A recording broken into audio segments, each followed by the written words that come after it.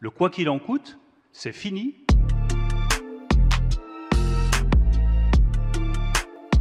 « 80 milliards d'euros de subventions, 160 milliards d'euros de prêts, c'est aujourd'hui la facture du quoi qu'il en coûte. » Nous n'avons pas compté l'argent public parce que c'était responsable de le faire. We will continue doing whatever it takes to support the British people and businesses through this moment of crisis. Dans combien de pays tout cela a-t-il été fait? Que l'on parle des aides ou des résultats macroéconomiques, la France se trouve en réalité dans une position plutôt médiane en Europe. C'est en tout cas ce que nous explique le comité de suivi et d'évaluation des mesures d'urgence pendant la crise, présidé par Benoît Cœuré et qui a remis son rapport au gouvernement avant l'été. Par exemple, sur l'activité partielle, on a mis 35 milliards d'euros sur la table en France et 1,4 point de PIB. C'est peu ou prou ce qu'ont fait l'Espagne et l'Italie, mais c'est 2 fois moins que l'argent mis en place par le Royaume-Uni et 2 fois plus que l'Allemagne. Si on prend le fonds de solidarité qui est venu en aide aux entreprises depuis 18 mois, la France a mis 1,3 point de PIB. C'est ce qu'a fait à peu près l'Allemagne et c'est également ce qu'a fait l'Italie. Par contre, on est bien au-dessus de l'Espagne, 0,4 point de PIB, mais en deçà du Royaume-Uni, 1,6 points. Et quant aux prêts garantis par l'État, c'est pareil, la France a mis à peu près 6 points de PIB. On est bien au-dessus du Royaume-Uni et de l'Allemagne, mais en dessous de l'Italie et de l'Espagne.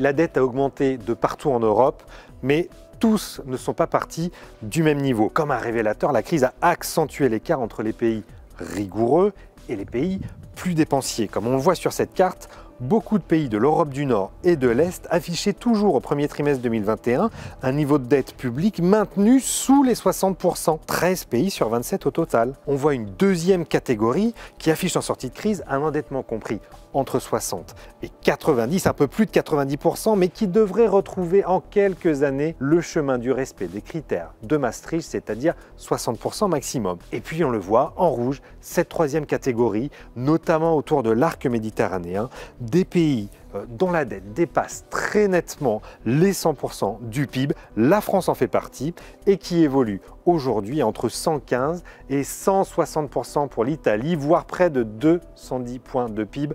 Pour la Grèce, c'est 10 fois plus que l'endettement de l'Estonie, par exemple. On le voit donc, une situation très disparate en Europe. Pour l'instant, tout va bien.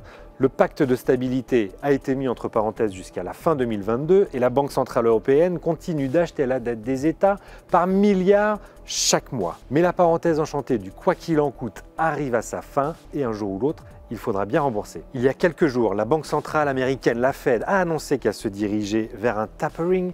Tapering, ça veut dire fermer le robinet des liquidités. Elle va donc engager une régulation de sa politique monétaire et la Banque centrale devra tôt ou tard s'inscrire dans les pas de la Fed. D'autant plus que l'inflation repart, menaçant d'une hausse des taux. À partir de 2023, on pourrait donc observer un alourdissement de la charge de la dette, ce qui, il est vrai, est tombé à des niveaux historiquement bas l'année dernière. Titre d'exemple, on a payé à peu près 35 milliards de charges d'intérêt sur la dette. C'est le même niveau qu'en 2000, quand notre dette était à 60% et surtout 3 fois inférieure à ce qu'elle est aujourd'hui. Mais le plus inquiétant en réalité, ce sont ces écarts de dette entre les 3 premières économies de la zone euro. L'Allemagne, qui est aujourd'hui environ 70% et qui très vite va revenir sous les 60% de dette d'un côté, et de l'autre, la France et l'Italie à 120 et 160%. L'Italie qui a une dette 2 fois supérieure à celle de l'Allemagne. Ces écarts pourront être pointé du doigt par les marchés financiers un jour ou l'autre. On se souvient en 2010 les attaques sur la Grèce. La Grèce ne représentait que 2% du PIB européen.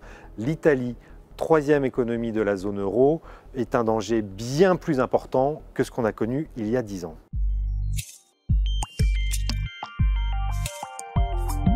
Qui va payer ?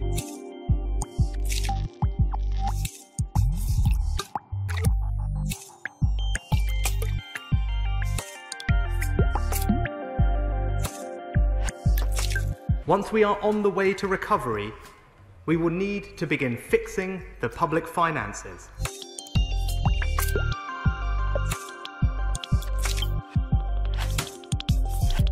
So yes, it's a tax rise on company profits, but only on the larger, more profitable companies.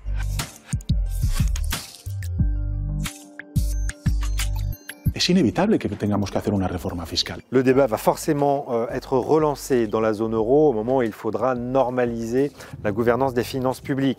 Il a commencé au Royaume-Uni, en Espagne, mais pas uniquement dans les pays les plus endettés. En Allemagne, par exemple, où le candidat socialiste Olaf Scholz est désormais le mieux placé pour être désigné chancelier, eh bien, on a le retour de ce débat sur l'impôt sur la fortune qui a été supprimé outre-Rhin il y a 25 ans et qui pourrait donc faire sa réapparition post-crise. Nous ne financerons pas ces dépenses en augmentant les impôts. Alors en France, Bruno Le Maire n'arrête pas de répéter que les impôts n'augmenteront pas, mais jusqu'en 2022. Qu'en sera-t-il au-delà? Personne ne peut le dire. Le problème, c'est que la France n'a pas les marges de manœuvre des autres pays pour augmenter ses impôts, puisque nous sommes déjà le pays le plus taxé au monde et qu'on l'a vu avec les Gilets jaunes, par exemple. Toute hausse d'impôts est désormais extrêmement difficile à faire passer dans l'opinion publique.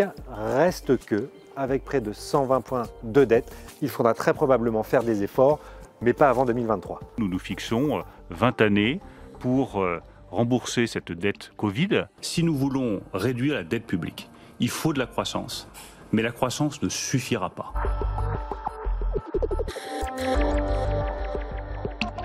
Il y a 3 voies pour réduire la dette publique. La première, c'est la croissance et tous les États vont faire en sorte d'augmenter leur croissance potentielle. Ensuite, il y a 2 voies.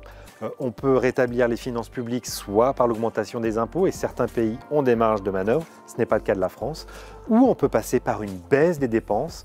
Là encore, certains pays et certaines opinions publiques acceptent mieux ce chemin que d'autres. Ce n'est pas vraiment le cas en France, c'est pourquoi Bruno Le Maire a proposé pour le prochain quinquennat une forme de règle d'or, c'est-à-dire un plafonnement des dépenses publiques qui contraindrait le Parlement chaque année durant le prochain quinquennat pour limiter la hausse. Que l'économie soit libre, qu'elle crée des emplois et qu'elle crée de la richesse sans le soutien de l'État.